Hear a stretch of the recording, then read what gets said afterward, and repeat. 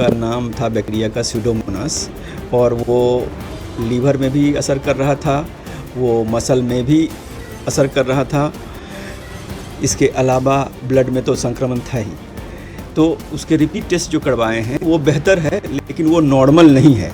तो इसलिए हम लोग यही बोल सकते हैं कि खतरा काफ़ी हद तक टल गया है और बच्चा सुधार की तरफ बढ़ रहा है। जब सारे रिपोर्ट्स नॉर्मल आ जाएं तो हम लोग बोल सकते हैं कि खतरे के बाहर हो गए। इसी संदर्भ में चूँकि रिपोर्ट पहले से बेहतर आई है, तो विचार हुआ है आज कि उसको आईसीयू से वार्ड में हम लोग शिफ्ट करेंगे।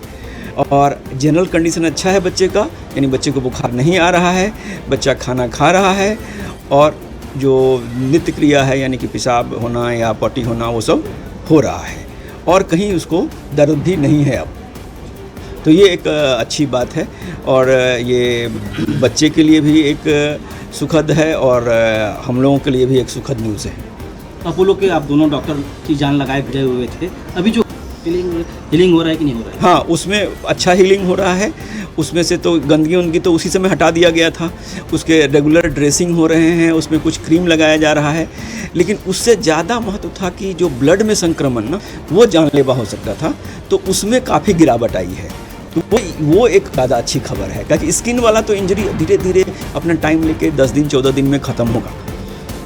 सर रिकवर देखो, जिस तरह का उसका सेप्सिस था उसमें हम जैसा पहले भी बोले थे कि 7 दिन तो पक्के से लगेगा। हम डे 1 से जोड़ें, जिस दिन से भर्ती हुआ है उस दिन से 7 दिन जोड़ें, और 7वां दिन हम लोग एक रिपोर्ट कराएंगे। यदि उसमें कुछ इन्फेक्शन फिर भी बचा रहेगा तो कितना बचा है उसके हिसाब से 2-3 दिन एक्स्ट्रा लग सकता है। कुछ कागज, अच्छा मोबाइल।